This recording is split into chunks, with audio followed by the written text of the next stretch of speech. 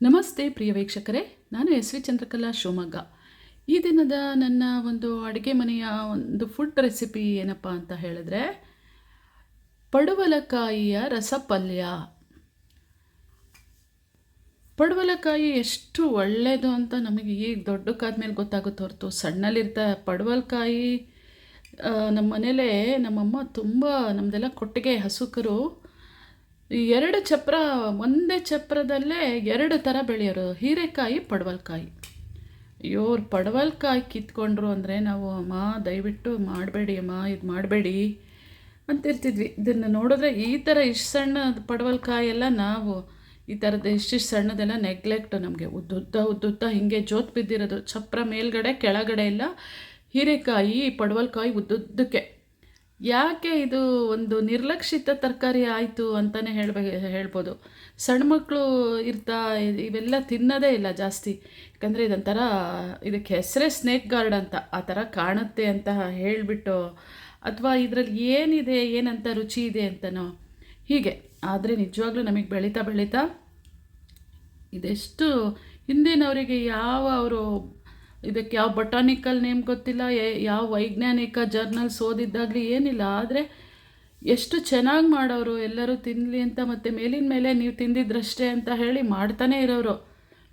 ಆಮೇಲೆ ಕೆಲವ್ರು ಬಂದುಬಿಟ್ಟು ನಮಗೊಂದು ಪಡವಲಕಾಯಿ, ಇದಕ್ಕೆ ಪಟ್ಲಕಾಯಿ ಅಂತಿದ್ವಿ ನಾವು. ಪಡವಲಕಾಯಿ ಅಂತ ಈ ಒಂಥರ ಪಾಠದ ಥರ ಹೇಳ್ತಿರಲಿಲ್ಲ, ಪಟ್ಲಕಾಯಿ ಅಂತ. ರತ್ನಮ್ಮ ಒಂದು ಪಟ್ಲಕಾಯಿ ಕೊಡ್ರಿ, ಸಿಪದಾತ ಮಾಡಬೇಕು, ಸಿಪದಾತ ಅನ್ನೋರವರು. ಸಿ ಪದಾರ್ಥಕ್ಕೋ ಏನೋ ಸಿಪದಾತ ಎಂಥ ಸಿಪದಾತ ಅಂತಾರೆ ಇವರು ಅಂತ. ಅವರೆಲ್ಲ ಇದಕ್ಕೆ ಏನು ಮೊಸರು ಎಲ್ಲ ಸೇರಿಸ್ಬಿಟ್ಟು ಸಿಪದಾರ್ಥ ಅಂತ ಹೇಳಿ ಅವರೆಲ್ಲ ಮಾಡ್ಕೊಳ್ಳೋರು. ನಮ್ಮಮ್ಮ ಹೇಳೋರು, ಊರ್ನಾಡವರಿಗೆಲ್ಲ ಇದರಲ್ಲಿ ಏನು ಸತ್ವ ಇದೆ ಗೊತ್ತು, ನಮ್ಮನೆ ಮಕ್ಕಳು ಇದು ಮಾಡ್ತಿದ್ದಂಗೆ ಮುಳ್ಕ ಸಿಂಡ್ರಿಸ್ತಾರೆ ಅಂತ ಹೇಳೋರು. ಅದೆಲ್ಲ ಈಗ ನೆನಪಾಗುತ್ತೆ, ಯಾಕಂದರೆ ನಮ್ಮಮ್ಮ ಅವರೆಲ್ಲ ಇವಾಗ ಇಲ್ಲ ಹೇಳೋಕ್ಕೆ. ಆದರೆ ಇದೆಷ್ಟು ಒಳ್ಳೆಯದು ಪಿತ್ತಕೋಶಕ್ಕೆ. ನಾನು ತಿಳ್ಕೊಂಡಿರೋ ಪ್ರಕಾರ ಪಿತ್ತಕೋಶದ ಯಾವುದೇ ಸಮಸ್ಯೆ ಇದ್ದರೂ ಕೂಡ ಇದು ಬಗೆಹರಿಸೋಂಥದ್ದು. ಹಾಗೆ ಕೆಲವು ಸಲ, ಕೆಲವರಿಗೆ ಅಂತ ಯಾಕೆ ಹೇಳೋದು, ಎಲ್ಲರೂ ಮನುಷ್ಯರು ಒಂದೇ. ಕೆಲವು ಸಲ ಸರಾಸರ ಯೂರಿನ್ಗೆ ಹೋಗ್ತಾನೇ ಇರ್ತಾರೆ. ಅವರಿಗೆ ಏನೋ ಒಂದು ಮೂತ್ರಕೋಶದ್ದು ಏನೋ ಒಂದು ತೊಂದರೆ ಆಗಿಬಿಡುತ್ತೆ. ತೊಂದರೆ ಅಂದರೆ ಇವೆಲ್ಲ ಅಷ್ಟೇ ದೇಹಕ್ಕೆ ಬರ್ತಿರುತ್ತೆ.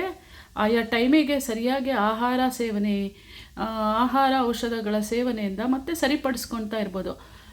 ಅದಕ್ಕೆ ಇದು ಬೆಸ್ಟು. ಇದು ಅಂದರೆ ನಮ್ಮ ಊರಲ್ಲೇ ಜಾಂಡೀಸಿಗೆ ಒಬ್ಬರು ಔಷಧಿ ಕೊಡೋರು. ಆ ಜಾಂಡೀಸ್ ಬಂದಾಗಲೂ ಇದ್ರದ್ದು ರಸ ಕುಡಿಯೋಕ್ಕೆ ಹೇಳೋರು. ಮತ್ತು ಈ ಮೂತ್ರಕೋಶದ್ದು ತೊಂದರೆ ಎಲ್ಲ ಇದ್ದಾಗಲೂ ಅಷ್ಟೇ, ಇದ್ರದ್ದು ಪಟ್ಲಕಾಯಿದು ರಸ ಕುಡೀರಿ, ಎಲ್ಲ ಸರಿ ಹೋಗುತ್ತೆ, ನೆಟ್ಟಗಾಗುತ್ತೆ ಅನ್ನೋರು. ಇದು ಮಾರ್ಕೆಟಲ್ಲಿ ಬೇಕಾದಷ್ಟು ಸಿಗುತ್ತೆ ಹೇಳೋರು. ಆದರೆ ಇವಾಗಲೇ ನಮಗೆ ಗೊತ್ತು, ಇದು ನೀವು ತಿಂದಿದ್ದ ದಿನ, ಇದು ಆಹಾರ ಸೇವನೆ ಮಾಡಿದ ದಿನ ನಿಮ್ಮ ದೇಹಕ್ಕೆ ಎಷ್ಟು ಕೆಲವು ಮಾರ್ಪಾಡುಗಳು ನೀವು ಗಮನಿಸ್ಕೊತಾ ಇರ್ಬೋದು ಅಂತ ಹೇಳಿ. ಹಾಗಾಗಿ ನಾನು ಪಟ್ಲಕಾಯಿ ಮಹತ್ವ ಹೇಳೋಕ್ಕೋದ್ರೆ ಇಡೀ 3 ಗಂಟೆ ಬೇಕು.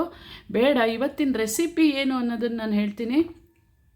ಇದರಲ್ಲಿ ನಾನು ಎಷ್ಟು 10 ಬಗೆ ಮಾಡ್ತೀನಿ. ಬರೀ ಹಾಗೆ ಕಡಲೆಬೇಳೆ ನೆನೆಸಿ, ನಮ್ಮ ಅಮ್ಮನ ಮನೇಲೆಲ್ಲ ಕಡಲೆಬೇಳೆ ಜಾಸ್ತಿ ಉಪಯೋಗಿಸ್ತಿದ್ದು. ಕಡಲೆಬೇಳೆ ನೆನೆಸಿ ಇದಕ್ಕೆ ಒಂದಿಷ್ಟು ಈರುಳ್ಳಿ, ತೆಂಗಿನ ತುರಿ ಮತ್ತು ಇದೆಲ್ಲ ಸೇರಿಸಿ ಇದನ್ನು ಚೆನ್ನಾಗಿ ದೊಡ್ಡದು ಹೆಚ್ಚಿಬಿಟ್ಟು ಪಲ್ಯ ಮಾಡೋರು. ನಮ್ಮ ಮನೇಲೆಲ್ಲ ಇಲ್ಲೆಲ್ಲ ಸ್ವಲ್ಪ ಕಡಲೆಬೇಳೆ ಎಲ್ಲ ಜಾಸ್ತಿ ತಿನ್ನಲ್ಲ. ನಾನು ಅದಕ್ಕೆ ಇದೆಲ್ಲ ಆಪ್ಷನಲ್. ನಾನೇನು ಮಾಡ್ತೀನಿ, ಒಂದು ಸ್ವಲ್ಪ ಬಟಾಣಿ ಕಾಳು ಏನಾದರೂ ನೆನೆಸಿ, ಹೆಸರು ಕಾಳೆಲ್ಲ ಸೂಟ್ ಆಗೋಲ್ಲ, ಬಟಾಣಿ ಕಾಳು ಅವರೆಕಾಳೆಲ್ಲ ಮ್ಯಾಚ್ ಆಗುತ್ತೆ ಇದಕ್ಕೆ. ಒಂದು ಹಿಡಿಯಷ್ಟು ಹಾಕ್ಕೊಂಡು ಮಾಡೋದ್ರಿಂದ ತುಂಬ ರುಚಿ ಹೆಚ್ಚುತ್ತೆ. ಈಗ ನೋಡೋಣ ಅಲ್ಲ ಹೇಗೆ ಮಾಡೋದು ಅಂತ. ಈ ಪಡವಲಕಾಯಿನ ಕೆಲವರು ಮೇಲ್ಗಡೆದೆಲ್ಲ ಒಂಥರ ಹಿಂಗಿರುತ್ತೆ, ಸಿಪ್ಪೆ ತೆಗೆದು ಮಾಡ್ತೀವಿ ಅಂತಾರೆ. ಸಿಪ್ಪೆ ಒಳಗೆ ಬಹಳಷ್ಟು ಸತ್ವ ಇರುತ್ತೆ ಇದರೊಳಗೆ. ನಾನು ಸಿಪ್ಪೆ ತೆಗೆಯಲ್ಲ ಮೇಲ್ಗಡೆದು, ಒಳಗಡೆ ಇರೋಂಥ ಬೀಜ ತೆಗಿತೀನಿ. ಹಾಗೆ ನಾನು ತೊಗೊಂಡಿರೋದು ಇವಾಗ ಒಂದು ಇಷ್ಟುದ್ದ ಪಡವಲಕಾಯಿ, ಒಂದು ಅರ್ಧ kg ತೂಕ ಇದೆ. ಇದು ಒಂದು 600 ಗ್ರಾಮ್ ಇದೆ. ಹಾಗೆ ಇದಕ್ಕೆ ಏನೇನು ಬೇಕು, ವಿಪರೀತ ವಸ್ತು ಹಾಕಲೇಬಾರ್ದು ಇದಕ್ಕೆ. ಮತ್ತು ಇದು ನಾನು ಬಟಾಣಿ ಕಾಳು ಇತ್ತು, ನಾನು ಇದೆಲ್ಲ ಬಿಸಿಬೇಳೆ ಬಾತ್ ಮಾಡೋಕ್ಕೆಲ್ಲ ಬಟಾಣಿ ಕಾಯಿ ಎಲ್ಲ ತಗೊಂಡು ಹಸಿದಿಲ್ದಿದ್ದಾಗ ಒಣಗಿದ್ದಾಗಲಿ ನಾನು ತುಂಬ ಉಪಯೋಗಿಸ್ತೀನಿ. ಅಂದರೆ ಅಷ್ಟಲ್ಲ, ಒಂದು ಇಷ್ಟು. ಹಾಗೆ ಇದಕ್ಕೆ ತೆಂಗಿನಕಾಯಿ ತುರಿ ತೊಗೊಂಡಿದ್ದೀನಿ, ಒಂದು ಅರ್ಧ ಹೋಳು ತೆಂಗಿನಕಾಯಿ ತುರಿ, ಮತ್ತು ಹಸಿ ಜೀರಿಗೆ, ಇದಕ್ಕೆ ಒಂದು ಎಳೆದು ಎಸ್ಲು ಬೆಳ್ಳುಳ್ಳಿ ಬೆಳೆ ತೊಗೊಂಡಿದ್ದೀನಿ. ಇದು ಹಣ್ಣು ಮೆಣಸಿನ್ಕಾಯಿ, ನಾನು ನಿಮಗೆಲ್ಲ ಹಣ್ಣು ಮೆಣಸಿನ್ಕಾಯಿ ಅವಾಗವಾಗ ಚಟ್ನಿ ಎಲ್ಲ ತೋರಿಸ್ತಿರ್ತೀನಿ, ಖಾರ ಇರುತ್ತೆ. ಒಂದು 3 ಹಣ್ಣು ಮೆಣಸಿನ್ಕಾಯಿ ತೊಗೊಂಡಿದ್ದೀನಿ. ಚೂರು ಹುಣಸೆ ಹಣ್ಣು ಹಾಕಲೇಬೇಕು ಇದಕ್ಕೆ. ಹಾಗಾಗಿ ಒಂದು ಸಣ್ಣ ಟೊಮೊಟೊ ತೊಗೊಂಡಿದ್ದೀನಿ. ಮತ್ತು ಇದು ಪುಟಾಣಿ ಅಂತ ಇರುತ್ತೆ ನೋಡಿ, ಹುರ್ಗಡ್ಲೆನೇ ಈ ಥರ. ಇದಕ್ಕೆ ನಾವು ಈ ಖಾರ ಎಲ್ಲ ರುಬ್ಬಾದಮೇಲೆ ಲಾಸ್ಟಿಗೆ ಹಾಕಿ ರುಬ್ಬಿಟ್ಟು ಅದಕ್ಕೆ ಸ್ವಲ್ಪ ಇದೇನೆಂದರೆ ಸ್ವಲ್ಪ ನೀರೇ ಬೇರೆ ಕಡೆ ಮತ್ತು ಪಲ್ಯನೇ ಬೇರೆ ಕಡೆ ಓಡಬಾರ್ದು ಅಂತ. ಆಮೇಲೆ ಇದಕ್ಕೆ ಹೊಂದಾಣಿಕೆ ಆಗೋಂಥದ್ದು ಪುಟಾಣಿ ಮ್ಯಾಚ್ ಆಗುತ್ತೆ, ಅದನ್ನು ಹಾಕೋದ್ರಿಂದ ರಸ ತುಂಬ ಚೆನ್ನಾಗೇ ಬರುತ್ತೆ ಇದಕ್ಕೆ ಅಂತ. ಆಮೇಲೆ ಕೊತ್ತಂಬರಿ ಸೊಪ್ಪು ಬೇಕೇ ಇದಕ್ಕೆ. ಕೊತ್ತಂಬರಿ ಸೊಪ್ಪು ಅಷ್ಟೇ ತುಂಬ ಒಳ್ಳೆಯದು, ಪಿತ್ತಕೋಶಕ್ಕೆ ಎಲ್ಲ ತುಂಬ ಒಳ್ಳೆಯದು, ಕಣ್ಣಿಗೆ, ಕಿಡ್ನಿಗೆ. ಆಮೇಲೆ ಶುಗರ್ ಇರೋರು ಮರೀದೆ ನೀವು ಪಟ್ಲುಕಾಯಿ ತಿನ್ನಲೇಬೇಕು. ಯಾಕಂದರೆ ನಾನಿಲ್ಲಿ ಹಿರಿಯರಿಗೆಲ್ಲ ಇದನ್ನು ನಮ್ಮನೇಲಿ ಇದೆಲ್ಲ ಜಾಸ್ತಿ. ನಮ್ಮದು ಕೃಷಿ ಉತ್ಪನ್ನ ಮಾರುಕಟ್ಟೆ ಎದುರಿಗೆ ಮನೆ ಇರೋದು, ಈ ಕಡೆ ತುಂಬ ತರಕಾರಿ ಬರುತ್ತೆ ನಮಗೆ. ನಾನು ಇದೆಲ್ಲ ಜಾಸ್ತಿ ತೊಗೊಂಡು ಕೊಡ್ತಿರ್ತೀನಿ, ಇದನ್ನು ತಿನ್ನಿರಿ ಅಂತ ಹೇಳಿ. ಯಾಕೆ ಅಂದರೆ ಇದ್ರ ಬಗ್ಗೆ ನಾನು ಒಂದಿಷ್ಟೆಲ್ಲ ಅಭ್ಯಸಿಸಿದ್ದೀನಿ, ಕೆಲವು ತರಕಾರಿಗಳ ಬಗ್ಗೆ. ಇನ್ಸುಲಿನ್ನು ಉತ್ಪಾದಿಸುವಂಥದ್ದು ನಿಂತೋಗ್ಬಿಡುತ್ತೆ ಕೆಲವರು ದೇಹದಲ್ಲೇ. ಯಾರಿಗೆ ಈ ಶುಗರ್ ಎಲ್ಲ ಆದವರಿಗೆ ಇನ್ಸುಲಿನ್ ಚುಚ್ಕೊಳ್ಳೋದು ಎಲ್ಲ ಮಾಡ್ತಾರೆ ನೋಡಿ, ಅವರು ಇದೆಲ್ಲ ತಿಂತಾ ಬಂದರೆ ಇದ್ರದ್ದು ಒಂದು ಇಷ್ಟಿಷ್ಟೇ ಕಟ್ ಮಾಡಿ ಒಂದು ಅರ್ಧ ಕಪ್ ರಸ ಕುಡಿದ್ರೆ ಸಾಕು. ಇದರಲ್ಲಿರೋಷ್ಟು ಇನ್ಸುಲಿನ್ ಯಾವುದ್ರೊಳಗಿಲ್ಲ. ಇನ್ಸುಲಿನ್ ಉತ್ಪಾದನೆ ಮಾಡೋದು ಯಾವುದೇ ಒಂದು ಅಂಶ ಮುಚ್ಚೋಗಿದ್ರೂ ಮತ್ತೆ ರೀಆ್ಯಕ್ಟಿವೇಟ್ ಆಗುತ್ತೆ ದೇಹದಲ್ಲೇ ಇದು. ಹಾಗಾಗಿ ಪಡವಲಕಾಯಿ ತುಂಬ ಒಳ್ಳೆಯದು ಅಂತ ಹೇಳ್ತಾ, ಈಗ ಮಾಡೋದು ಹೇಗೆ ಅಂತ ನೋಡೋಣಲ್ಲ. ನಾನು ವಸ್ತು ಎಲ್ಲ ತೋರಿಸಿದೆ ನಿಮಗೆ, ಮಾಡೋದು ಹೇಗೆ ಅಂತ. ನಾನು ಇದನ್ನು ಒಳಗಡೆ ಇರೋದು ಒಂದು ಬೀಜ ತಿರುಳು ಹಾಕ್ತೀನಿ. ಬೀಜ ತೆಕ್ಕೊಂಡು ಇದು ಸಣ್ಣಕ್ಕೆ ಹೆಚ್ಕೊಂಡ್ಬಿಟ್ಟು, ಆಮೇಲೆ ಇದಕ್ಕಿಷ್ಟೇ ವಸ್ತು ಅಲ್ಲ, ಇನ್ನು ಕೆಲವು ಸಣ್ಣ ವಸ್ತು ಇದೆ. ಎಣ್ಣೆ ಒಂದು 3-4 ಚಮಚ ಎಣ್ಣೆ ಬಾಣಲೆಲಿಟ್ಟು, ಇದಂದರೆ ಕುಕ್ಕರಲ್ಲಿ ಬೇಯಿಸಲ್ಲ ನಾನು, ಸುಮ್ಮನೆ ತುಂಬ ಇದರಲ್ಲಿರೋ ಪ್ರೋಟೀನ್ಸ್ ನಷ್ಟ ಆಗೋದು ಬೇಡ ಅಂತ ಬಾಣಲೆಲೇ ಮಾಡ್ತೀನಿ, ಬೇಗ ಬೆಂದ್ಬಿಡುತ್ತೆ ಇದು. ಹಾಗಾಗಿ ಅದಕ್ಕೆ ಎಣ್ಣೆ, ಒಂಚೂರು ಸಾಸಿವೆ, ಆಮೇಲೆ ಸ್ವಲ್ಪ ಕಡಲೆಬೇಳೆ ಅಂತೂ ಹೀಗೆ ಒಗ್ಗರಣೆಗೆ ಕಡಲೆಬೇಳೆ, ಆಮೇಲೆ ಚೂರು ಅರಿಶಿನ, ಉಪ್ಪು, ಇಂಥದ್ದೆಲ್ಲ ಬೇಕು. ಮಾಡ್ತಾ ತೋರಿಸ್ತೀನಿ ನೋಡೋಣಲ್ಲ. ಈಗ ಪಡವಲಕಾಯಿ ಅಥವಾ ಪಟ್ಲುಕಾಯಿ ಪಲ್ಯ, ರಸಪಲ್ಯ ಹೇಗೆ ಮಾಡೋದು ಅಂತ ಹೇಳಿ ನೋಡಿ. ಪಡವಲಕಾಯಿ ಒಳಗಡೆ ಏನಂತ ಇದಿರಲ್ಲ, ಅದು ಸ್ವಲ್ಪ ಟೊಳ್ಳೆ. ಇದು ಈ ಥರ ಬೀಜಗಳೆಲ್ಲ ಇರುತ್ತಲ್ಲ, ನಾವೇನು ಮಾಡಬೇಕು, ಇದನ್ನು ಪೂರ್ತಿ ಒಗಸ್ಬಾರ್ದು. ಇದರೊಳಗಿರೋ ಬೀಜ ಮಾತ್ರ ತೆಗೆದು ಹಾಕ್ಬಿಟ್ಟು ನೋಡಿ, ಹಿಂಗಿರುತ್ತಲ್ಲ, ಇದನ್ನೊಂದು ಸ್ಪೂನ್ ತೊಗೊಂಡು ಹಿಂಗೆ ಎಳೆದ್ರೆ ಇದರೊಳಗಿರೋದು ಬರುತ್ತೆ. ಇದರೊಳಗೆ ಹೀಗಿರುತ್ತೆ ನೋಡಿ ಬೀಜ. ಈ ಬೀಜ ಮಾತ್ರ ತೆಕ್ಕೊಂಡು ನೋಡಿ ಹೀಗಿರುತ್ತೆ. ಈ ಬೀಜ ಮಾತ್ರ ತೆಗೆದಾಕಿ, ಬೀಜದಲ್ಲೂ ಏನೇನೋ ಮಾಡ್ತಾರೆ, ನಮಗೆ ಇದೇ ಜಾಸ್ತಿ ಇರುತ್ತಲ್ಲ ಅದು. ಈ ತಿರುಳನ್ನೆಲ್ಲ ಹಾಕೋಬೇಕು. ಈ ತಿರುಳೊಳಗೆ ತುಂಬ ಒಳ್ಳೆ ಪೋಷಕಾಂಶಗಳಿರುತ್ತೆ. ಯಾಕೆ ವೇಸ್ಟ್ ಮಾಡ್ಕೊಳ್ಬೇಕಲ್ವಾ? ಅಯ್ಯೋ ತೆಗೆದು ಹಾಕಿದ್ರಾಯ್ತು ಅಂತ ಒಂದು 5 ನಿಮಿಷ ಲೇಟ್ ಆದರೂ ಪರವಾಗಿಲ್ಲ. ಹೀಗೆ ಒಂಥರ ಹೀಗೆ ಮಾಡಿದ್ರೆ ಸಾಕು, ಹೀಗೆ ಇಸ್ಕಿದ್ರೆ ಸಾಕದು ಹೊರಗಡೆ ಬರ್ತಿದ್ದು ನೋಡಿ. ತಿರುಳಿಲ್ಲ ನೋಡಿ, ಹಿಂಗೆ ಮಾಡಿದ್ರೆ ಆಯಿತು, ಬರುತ್ತೆ.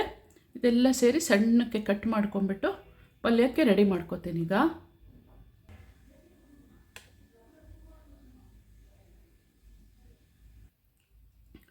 ನೋಡಿ ಪ್ರಿಯ ವೀಕ್ಷಕರೇ, ಈ ಥರ ಸಣ್ಣಕ್ಕೆ ಹೆಚ್ಕೊಂಡು ಸ್ವಲ್ಪ ಹೀಗೆ ನೀರಲ್ಲಿ ಮೊದಲು ತೊಳ್ಕೊಂಡಿರ್ತೀವಿ. ಹೆಚ್ಚಿದ ನಂತರನೂ ಈ ಥರ ಒಂದು ಪ್ಲೇಟಿಗೆ ಹಾಕ್ಕೊಂಡು ಚೆನ್ನಾಗಿ ತೊಳ್ಕೊಂಡು ನೋಡಿ. ಈ ಬೀಜನ ನಾನು ಬಿಡಿಸಿದ್ದೀನಿ. ಇದು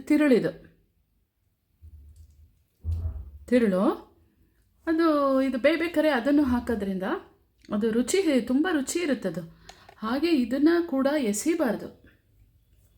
ಇದೇನಿದೆ ಇದನ್ನು ಒಂಚೂರು ಗ್ರೈಂಡ್ ಮಾಡ್ಕೊಂಡ್ಬಿಟ್ಟು ಇದರಲ್ಲೇ ಬರೋಂಥ ರಸ, ಬೆಳಗ್ಗೆ ಬೆಳಗ್ಗೆ ಎದ್ದು ಇನ್ನೂ ಕುಡ್ದಿರೋದಿಲ್ಲಲ್ಲ, ಕಾಫಿ ಟೀ ಏನು ಕುಡ್ದಿರಲ್ಲ, ನೀರೊಂದು ಕುಡ್ದಿರ್ತೀವಿ. ಆ ನೀರು ಕುಡಿಯೋ ಬದಲು ಎದ್ದ ತಕ್ಷಣ ಇದನ್ನು ನಾವು 1 ಗ್ಲಾಸ್ ಮಾಡ್ಕೊಂಡು ರುಬ್ಕೊಂಡು, ಅದ್ರ ಜೊತೆ ಇದರಲ್ಲಿರೋದು ಎಲ್ಲದೂ ಸತ್ವಯುತವಾಗಿದೆ. ಇದು ರುಬ್ಕೊಂಡ್ಬಿಟ್ಟು ಒಂದು ರಸ ಅವಾಗವಾಗ ಕುಡಿಯೋದ್ರಿಂದ, ಅದೇ ನಾನು ಹೇಳಿದ್ನಲ್ಲ, ದೇಹದ ಆರೋಗ್ಯ, ಪಿತ್ತಕೋಶ, ಇದು ಎಲ್ಲ ಆವಾಗಲೇ ಹೇಳಿದೆ, ಅದಕ್ಕೆಲ್ಲ ಒಳ್ಳೆಯದು ಅಂತ. ಇದು ಎಸೆಯೋದು ಬೇಡ, ತುಂಬ ಚೆನ್ನಾಗಿರುತ್ತೆ. ಇದ್ರ ಬೀಜ ಅಂತೂ ನೋಡಿ ಇಷ್ಟು. ಇದು ಈಗ ಪಲ್ಯ ಮಾಡೋಕ್ಕೆಲ್ಲ ರೆಡಿ ಆಯಿತು. ಪಲ್ಯ ಹೇಗೆ ಮಾಡೋದು ಅಂತ ನೋಡೋಣ. ಇದು ಹೇಳ್ತಾ ಹೋದರೆ ತುಂಬ ಇದಕ್ಕೆ ಹೇಳ್ತಾ ಕೂರಂಗಾಗುತ್ತೆ, ಬೇಡ. ನೋಡಿ, ಈಗ ಬಾಣಲಿನಿಟ್ಟಿದ್ದೀನಿ, ಕಾದಿದೆ ಬಾಣಲಿ. ಸ್ವಲ್ಪ ಎಣ್ಣೆ ಹಾಕೋಣ, ಒಂದು 4 ಸ್ಪೂನಷ್ಟು ಎಣ್ಣೆ ಹಾಕೋಣ, 3-4 ಸ್ಪೂನಷ್ಟು.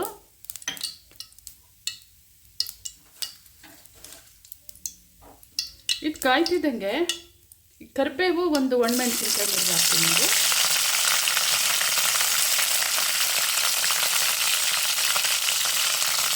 ಸ್ವಲ್ಪ ಕಡಲೆಬೇಳೆ ಹಾಕೋಣ. ಕಡಲೆಬೇಳೆ ನಿಮ್ಮ ಮಧ್ಯೆ ಬಾಯಿಗೆ ಸಿಕ್ಕಿದ್ದು ಚೆನ್ನಾಗಿರುತ್ತೆ, ಕಟಮ್ ಅಂತ.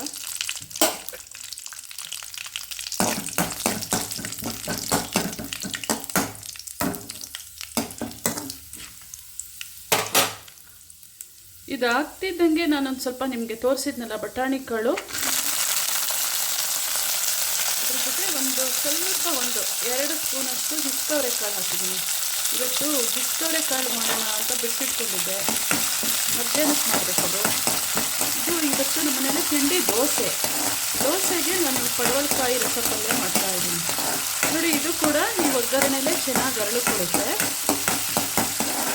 ಇದು ಕುಕ್ಕರಲ್ಲೇ ಬೇಡ ಮಾಡೋದು, ಈ ಥರ ಬಾಣಲಿ ಅಥವಾ ಒಂದು ಪಾತ್ರೆಗೆ ಮಾಡಿದ್ರೆ ಏನು 5 ನಿಮಿಷಕ್ಕೆ ಬೆಂದ್ಬಿಡುತ್ತೆ, ಮತ್ತು ರುಚಿನೂ ಹೆಚ್ಚುತ್ತೆ. ಕುಕ್ಕರಲ್ಲಿ ಒಂದ್ಸಲ ಪ್ರೆಷರ್ ಜಾಸ್ತಿ ಆಗಿಬಿಟ್ಟು ತುಂಬ ಬೆಂದ್ಬಿಡುತ್ತೆ. ಇದು ಅಗತ್ಯಕ್ಕಿಂತ ಜಾಸ್ತಿ ಬೆಂದರೆ ಅದ್ರ ರುಚಿ ಹೋಗುತ್ತೆ, ತಿನ್ಬೇಕಾದ್ರೆ ಅಷ್ಟು ಸೇರಲ್ಲ. ಅದಕ್ಕೋಸ್ಕರ ಇದಾದರೆ ಮುಚ್ಚಳ ತೆಗೆದು ನೋಡಿ ಕೈಯಾಡ್ತಾ ಇರ್ಬೋದಲ್ವ, ಹಾಗಾಗಿ.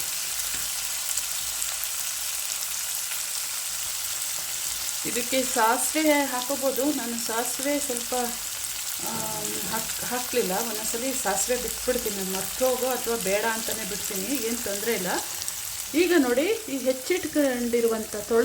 ತೊಳೆದಿಟ್ಕೊಂಡಿರುವಂಥ ಪಡವಲಕಾಯಿನ ಇದಕ್ಕೆ ಸೇರಿಸ್ತೀನಿ.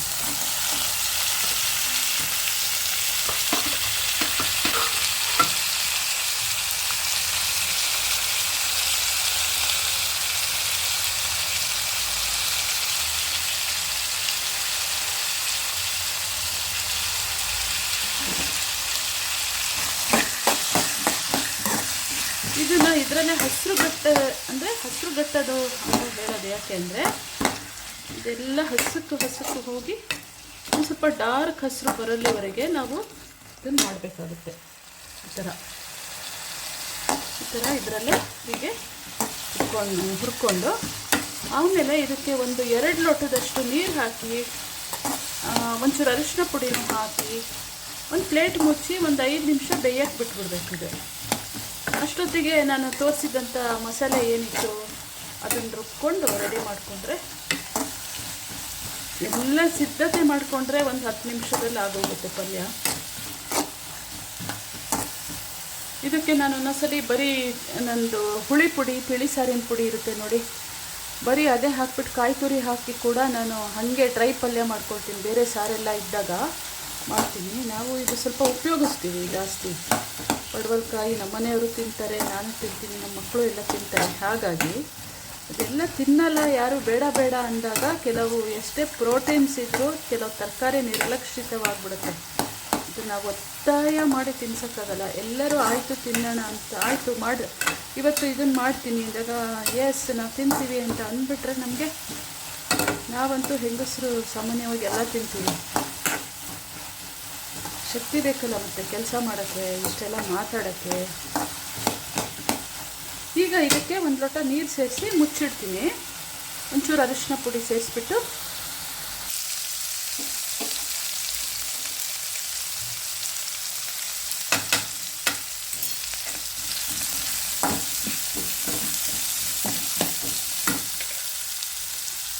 ಈಗ ಈ ಥರ ಒಂದು ದೊಡ್ಡ ಲೋಟದ ಫುಲ್ಲು ನೀರು ಹಾಕ್ತೀನಿ ನೋಡಿ.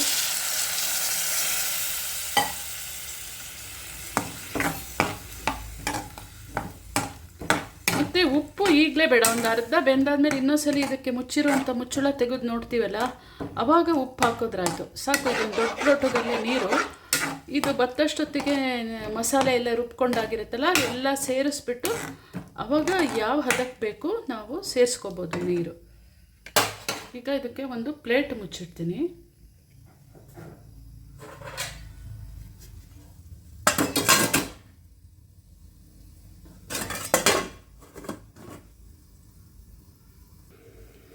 ಈಗ ನಾನು ಇದು ರುಬ್ಬಕ್ಕೆ ತೆಂಗಿನಕಾಯಿ ಜೊತೆ ಇದು ಏನು ಹಸಿ ಜೀರಿಗೆ, ಆಮೇಲೆ ಇದೆರಡು ಒಣಮೆಣಸಿನ್ಕಾಯಿ, ಅಲ್ಲ ಒಣಮೆಣಸಿನ್ಕಾಯಿ ಅಂದರೆ ಹಣ್ಣಾಗಿದ್ದು ಮೆಣಸಿನ್ಕಾಯಿ 3 ತೋರಿಸಿದ್ನಲ್ಲ ಅದು, ಅದ್ರ ಜೊತೆ ಚೂರು ಸಾಸಿವೆ ಹಸಿದೇ ಹಾಕ್ಕೋತೀನಿ. ಚೆನ್ನಾಗಾಗುತ್ತೆ ಇದು ಹಸಿದು ಜೀರಿಗೆ, ಹಸಿ ಸಾಸಿವೆ ಹಾಕ್ಕೊಳ್ಳೋದ್ರಿಂದ ಘಮ ಘಮ ಅನ್ನುತ್ತೆ. ಅಷ್ಟು ನಾನು ರುಬ್ಕೊಳ್ತೀನಿ. ಆಮೇಲೆ ಬೆಳ್ಳುಳ್ಳಿ ಅದನ್ನು ರುಬ್ಕೊಂಡ್ಮೇಲೆ ನಾನು ಇದನ್ನು ಒಂದು ಬೇರೆ ಸಪ್ರೇಟ್ ರುಬ್ಕೊತೀನಿ. ಕೊತ್ತಂಬರಿ ಸೊಪ್ಪು, 1 ಟೊಮೊಟೊ ಮತ್ತು ಇದು ತರಿ ಇದು ರುಬ್ಕೊಂಡ್ಬಿಟ್ಟು ಇದು ಹಾಕಿದ ನಂತರ ಇದು ಹಾಕಿ ಸೇರಿಸೋಂಥದ್ದು. ಈಗ ಇದು ಚೆನ್ನಾಗಿ ಬೇಯ್ತಾ ಇದೆ, ಅರ್ಧ ಬೆಂದಿದೆ. ಒಂದು ಸ್ವಲ್ಪ ಉಪ್ಪು ಹಾಕ್ಬಿಟ್ಟು ಮತ್ತೆ ಸ್ವಲ್ಪ ಒಂದು ಮೀಡಿಯಮ್ ಸಣ್ಣ ಉರಿ ಮಾಡಿಬಿಟ್ಟು ಮುಚ್ಚಿಡೋಣ.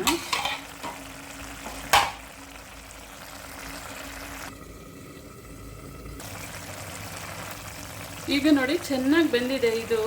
ಇದ್ರ ಜೊತೆ ಏನು ಬಟಾಣಿ ಒಂಚೂರು ಅವರೆಕಾಳು ಹಾಕಿದ್ದಿಲ್ಲ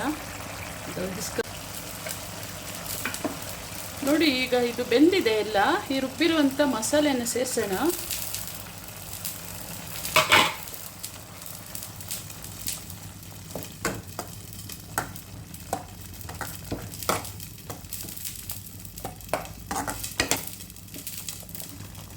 ಹಾಗೆ ನಾನು ಏನು ಕೊತ್ತಂಬರಿ ಸೊಪ್ಪು, 1 ಟೊಮೊಟೊ, ಪುಟಾಣಿ ನಾನು ಅದು ಬೇರೆ ಸಪ್ರೇಟ್ ರುಬ್ಕೊಂಡಿದ್ನಲ್ಲ ಅದನ್ನು ಸೇರಿಸೋಣ. ಈಗ ಇದು ಸ್ವಲ್ಪ ಚೆನ್ನಾಗಿ ಇದರೊಳಗೆ ಕುದ್ದ ಮೇಲೆ ಇದನ್ನು ಏನು ನಾವು ಈ ಜಾರು ಎಲ್ಲ ಸ್ವಲ್ಪ ತೊಳೆದಿದ್ದು ನೀರು, ಇದು ದೋಸೆ, ಇವತ್ತು ದೋಸೆಗೆ ಚಪಾತಿಗೆಲ್ಲ ಇಷ್ಟು ದಪ್ಪ ಇದ್ದರೆ ಚೆನ್ನಾಗಿರುತ್ತೆ. ಇದು ಚೆನ್ನಾಗಿ ಕುದ್ದ ತಕ್ಷಣ ಸ್ವಲ್ಪ ಪುಟಾಣಿ ಎಲ್ಲ ಹಾಕಿರೋದ್ರಿಂದ ಇನ್ನೂ ಸ್ವಲ್ಪ ಮಂದ ಬರುತ್ತದು. ಹಾಗಾಗಿ ಇನ್ನೊಂದು ಅರ್ಧ ಲೋಟ ನೀರು ಸೇರಿಸ್ಬೋದು ಇದಕ್ಕೆ.